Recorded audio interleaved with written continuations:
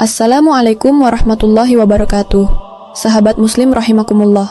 Selamat datang kembali di channel Permata Islam yang membahas seputar kisah islami penuh hikmah. Zaman telah berubah, tapi perubahan itu bukan menuju perbaikan seperti yang selama ini dijanjikan oleh modernitas. Ia justru membawa manusia menjauh dari kemanusiaannya sendiri. Kita hidup dalam dunia yang terus bergerak cepat, terlalu cepat, hingga tak sadar bahwa yang ditinggalkan di belakang bukan hanya nilai-nilai moral, tapi juga nurani dan keberanian untuk menyebut kebenaran sebagai kebenaran. Di antara gedung-gedung tinggi, jaringan komunikasi tanpa batas, dan teknologi yang menembus langit, manusia kini justru kehilangan arah. Dunia tampak lebih pintar, tapi sebenarnya lebih sesat. Semua tampak terkoneksi, tapi hati-hati manusia lebih terisolasi dari kebenaran dibanding era manapun dalam sejarah. Di satu sisi, kita melihat kekuatan global yang semakin menancapkan taringnya ke seluruh penjuru bumi. Membentuk peta dunia bukan berdasarkan keadilan atau kebenaran, tetapi berdasarkan siapa yang memiliki senjata, siapa yang menguasai mata uang, dan siapa yang bisa mengendalikan informasi. Nilai-nilai agama ditertawakan, tradisi dilucuti, identitas diinjak-injak atas nama kemajuan dan toleransi palsu. Ketika sebuah bangsa mencoba berdiri atas iman dan keyakinan, mereka akan langsung dilabeli sebagai ekstremis. Ketika seorang pemuda menolak tunduk pada sistem yang dikuasai Dajjal, ia akan disingkirkan, dipenjarakan, atau dibungkam. Dan di tengah semua itu, di tengah peta kekuasaan yang tampaknya tak bisa digoyahkan, umat Islam berada dalam posisi yang paling menyakitkan. Bukan karena jumlah mereka sedikit, bukan karena mereka miskin, tapi karena mereka tercerai, karena mereka kehilangan arah, karena mereka tak lagi percaya pada janji Allah, lalu memilih bergantung pada musuh-musuhnya. Dunia Islam hari ini menjadi pasar bagi senjata buatan negara kafir, menjadi lahan bagi utang dan investasi yang menjerat, menjadi medan untuk konflik internal yang tak pernah usai, sementara musuh-musuh Islam bersatu dalam barisan global yang semakin kuat, solid, dan mematikan. Namun Allah tidak pernah tidur. Ia membiarkan semua ini terjadi bukan karena ia lalai, tetapi karena inilah caranya menyaring siapa yang benar-benar beriman, dan siapa yang hanya berpura-pura berada di jalan kebenaran. Dan kelak, ketika bumi ini telah jenuh dengan kezaliman, ketika darah kaum tertindas telah membanjiri tanah, ketika fitnah Dajjal telah menguasai hampir seluruh sendi kehidupan manusia, maka pada saat itulah sebuah janji akan ditegakkan.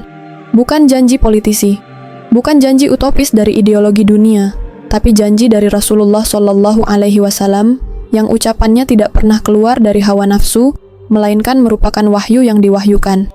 Akan muncul dari arah timur seorang lelaki dari keturunan Nabi Shallallahu Alaihi Wasallam yang selama ini tidak dikenal, tidak diperhitungkan, dan tidak disangka akan membawa perubahan besar. Dialah Imam Mahdi, pemimpin akhir zaman, penerus jalan kenabian, pembawa panji kebenaran yang akan menyatukan umat ini di bawah satu komando, satu arah, satu misi, menghancurkan sistem Dajjal, menumpas kekuatan batil, dan menegakkan kembali keadilan di muka bumi. Tapi Imam Mahdi bukan nabi. Ia bukan malaikat. Ia bukan penyihir yang akan menyulap dunia dalam semalam. Ia adalah manusia yang dipilih dan dibimbing oleh Allah. Dan seperti para pejuang sebelumnya, ia tidak akan berjalan sendirian. Ia akan memerlukan pasukan. Ia akan butuh barisan. Ia akan dikelilingi oleh orang-orang pilihan yang bukan dipilih oleh dunia, tetapi dipilih oleh langit. Bukan dari istana atau kementerian, tapi dari lorong-lorong penderitaan, dari reruntuhan kota yang dibom, dari kamp-kamp pengungsian, dari desa-desa yang dilupakan sejarah. Merekalah yang akan menjadi tentara Imam Mahdi.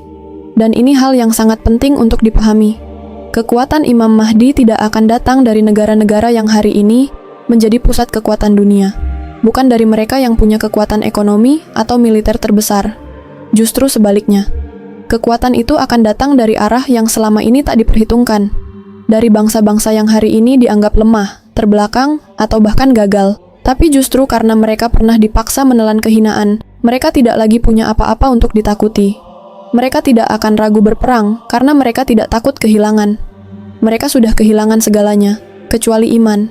Dari bangsa-bangsa seperti itulah Allah akan membangkitkan bara perlawanan.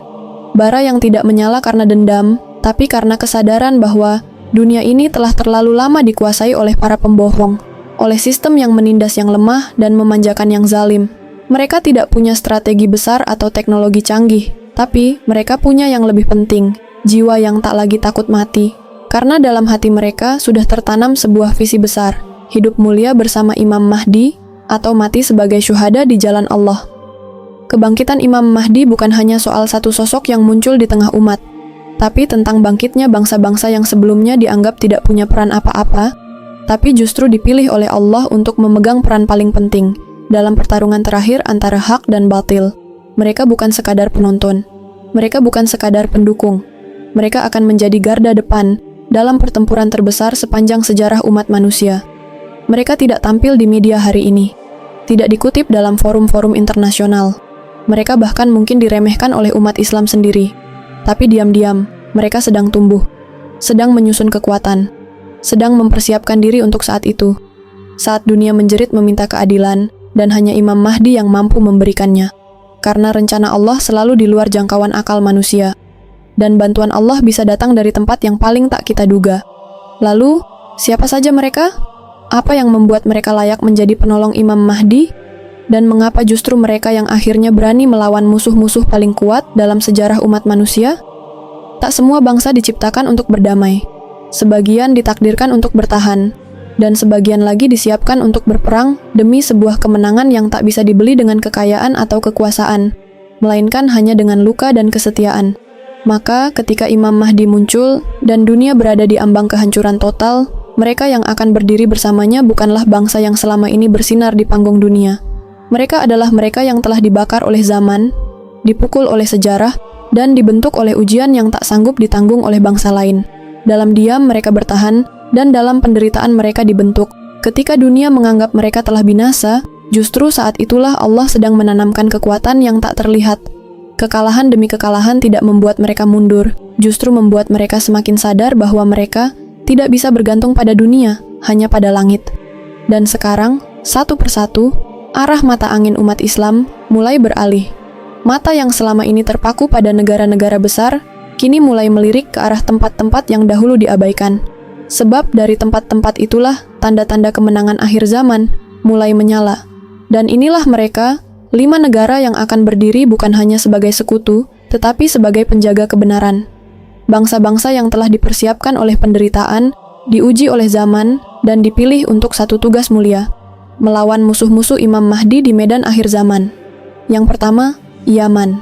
Yaman bukan hanya wilayah geografis yang dilanda perang. Ia adalah simbol penderitaan yang melahirkan kekuatan. Negeri yang sejak dulu sudah harum namanya di sisi Rasulullah Shallallahu Alaihi Wasallam, kini menjelma menjadi salah satu medan ujian terbesar bagi harga diri umat Islam. Lebih dari 1 dekade negeri ini dibakar oleh konflik, dihancurkan oleh senjata, dan dilumpuhkan oleh blokade. Namun dari puing-puing itu, lahirlah generasi yang tidak takut pada maut dan tidak terikat pada dunia. Di tengah derita, rakyat Yaman menunjukkan bahwa kehormatan lebih bernilai daripada hidup. Mereka tidak punya banyak sekutu. Tidak ada negara besar yang sungguh-sungguh membela mereka. Bahkan sebagian negara muslim pun menutup mata atas penderitaan mereka. Tapi justru karena itulah mereka dibentuk menjadi bangsa yang hanya bergantung pada Allah. Mereka menjadi terbiasa hidup dengan sedikit, dan itu menjadikan mereka siap mati dengan tenang.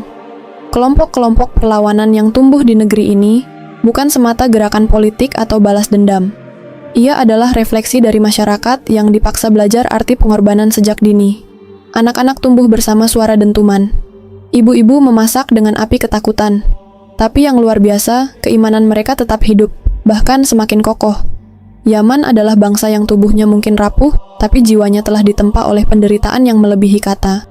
Dan jika hari ini mereka sanggup berdiri tanpa siapa-siapa, maka kelak ketika Imam Mahdi memanggil, mereka tidak akan menunduk. Mereka akan datang, bukan sebagai korban, tapi sebagai barisan yang paling siap untuk mengorbankan segalanya. Panji yang dibawa oleh Imam Mahdi, yang akan bergerak dari arah timur, akan menjumpai pasukan-pasukan dari Yaman yang datang dari selatan. Mereka tidak akan menawarkan diplomasi. Mereka akan menawarkan kesetiaan, darah, dan hidup mereka demi Islam, demi akhir zaman, dan demi kemuliaan yang tak bisa ditawar. Yang kedua, Turkmenistan. Nama ini mungkin asing bagi sebagian besar telinga umat Islam hari ini. Tapi dalam lembaran takdir yang telah ditulis sejak ribuan tahun lalu, negeri ini tidak pernah hilang dari peta kekuatan akhir zaman. Turkmenistan, yang berada di jantung Asia Tengah, termasuk dalam wilayah yang oleh para ulama disebut sebagai Khurasan, tempat asal pasukan Panji Hitam yang akan bergerak menuju Syam untuk menjemput Imam Mahdi dan membaiatnya. Negeri ini sunyi, tidak banyak disebut dalam konflik global, tidak ramai dalam geopolitik dunia Islam, tapi justru dalam sunyinya itu ada bara yang tak padam. Turkmenistan adalah negeri yang pernah ditekan oleh ideologi komunis, dipaksa meninggalkan agama, dan dikekang dari segala bentuk dakwah. Namun Islam di negeri itu tidak mati. Ia hanya bersembunyi. Ia hanya menunggu saat yang tepat untuk menyala kembali. Setelah sekian dekade dalam tekanan, perlahan rakyat Turkmenistan mulai menemukan kembali siapa diri mereka.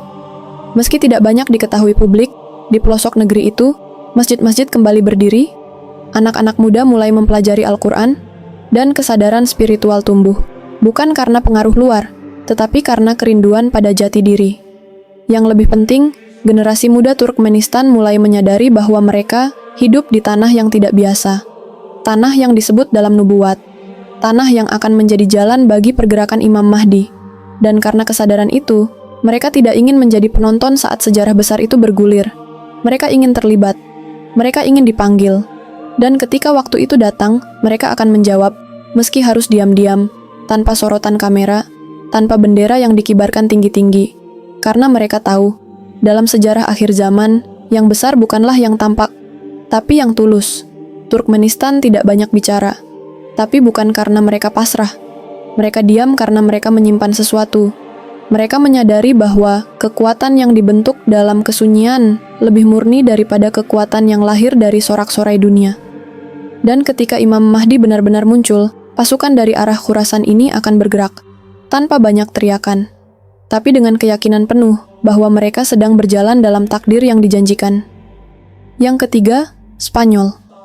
Siapa yang menyangka bahwa dari tanah bekas kejayaan Islam ini akan lahir kembali sebuah kesadaran yang membakar? Spanyol pernah menjadi mercusuar Islam di Eropa.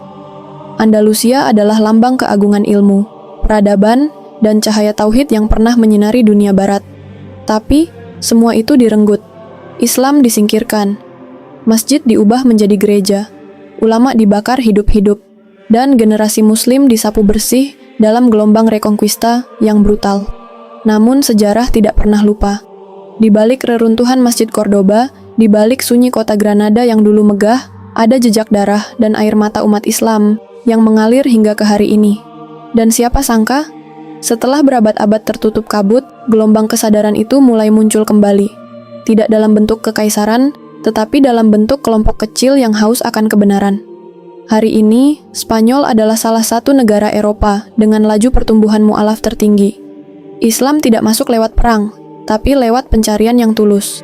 Anak-anak muda mulai menyentuh Al-Quran, mulai mempertanyakan sistem hidup barat, dan menemukan Islam sebagai jawaban yang paling rasional, sekaligus paling menyentuh jiwa.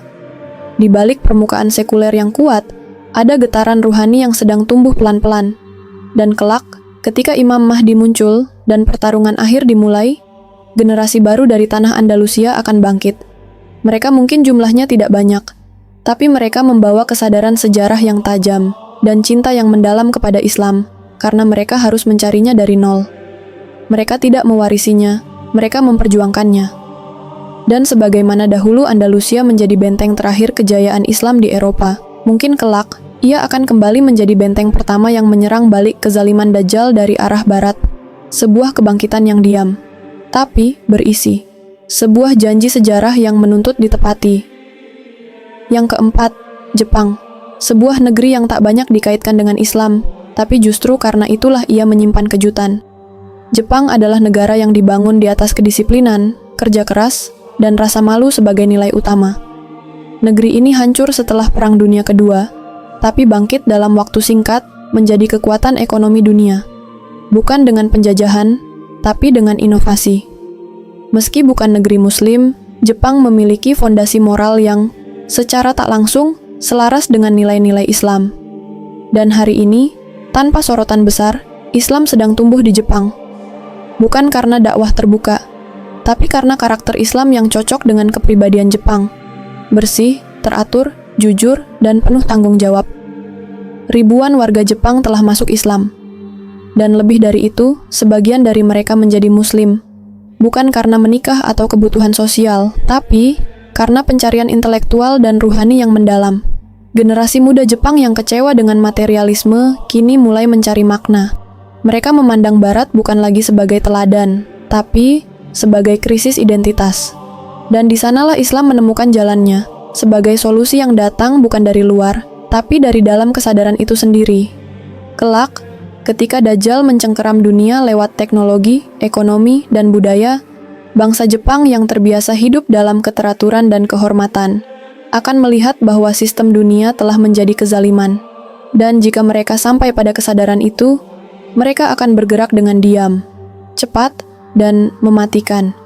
Seperti samurai yang tak lagi ingin menjaga sistem, tapi ingin menjatuhkan pemilik sistem. Dan saat Imam Mahdi menyerukan kebenaran dari Timur Tengah, Jepang, dengan segala kekuatannya yang sunyi, mungkin akan menjadi penyokong yang tak terlihat, tapi sangat menentukan. Dan yang kelima, Indonesia. Negeri ini adalah misteri besar dalam sejarah akhir zaman. Dengan jumlah Muslim terbesar di dunia, dengan keragaman luar biasa, dan dengan sejarah panjang penjajahan, Indonesia seolah sedang menunggu takdir besarnya sendiri.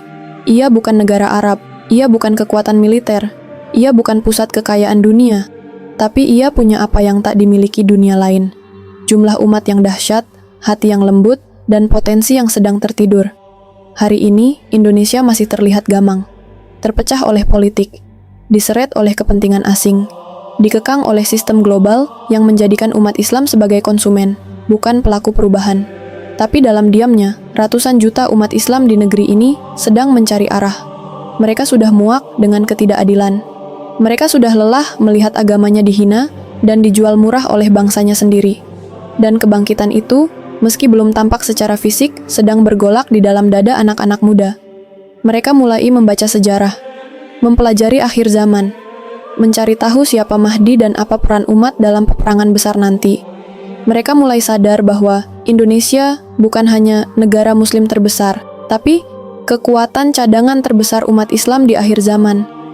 Ketika Imam Mahdi muncul dan dunia dipaksa memilih antara kebenaran atau kebatilan, Indonesia akan menghadapi ujian besar, diam atau bangkit.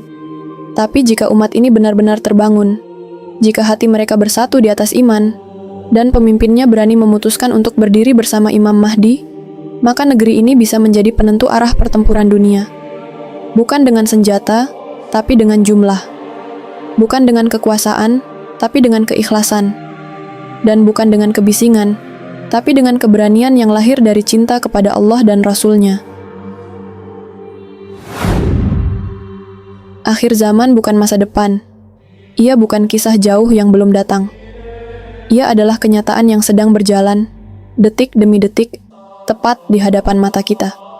Kita hidup dalam babak sejarah yang paling menentukan, ketika dunia telah kehilangan keseimbangannya, dan kebenaran tinggal menunggu giliran untuk dibangkitkan kembali. 5 negara telah disebut. 5 bangsa yang akan berdiri bukan di belakang Imam Mahdi, tapi di sisinya. Bukan sebagai pengikut biasa, tapi sebagai pelindung, perisai, dan pedang yang akan mengayunkan keadilan di tengah gelapnya fitnah Dajjal. Mereka bukan bangsa sempurna, tapi mereka telah memilih untuk tidak tunduk, untuk tidak diam, untuk tidak menjadi penonton dalam perang antara cahaya dan kegelapan. Tapi yang lebih penting dari itu semua, bukan siapa mereka, tapi siapa kita. Kita yang hari ini menonton dan mendengar, bukanlah tanpa bagian.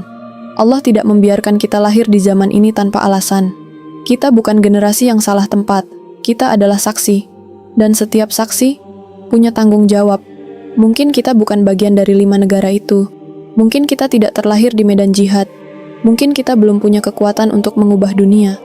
Tapi jangan pernah lupa, di setiap zaman, Allah selalu memilih jiwa-jiwa yang berani berdiri, meski sendirian. Bukan karena pangkat, bukan karena harta, tapi karena dalam dada mereka ada iman yang tidak bisa dibeli.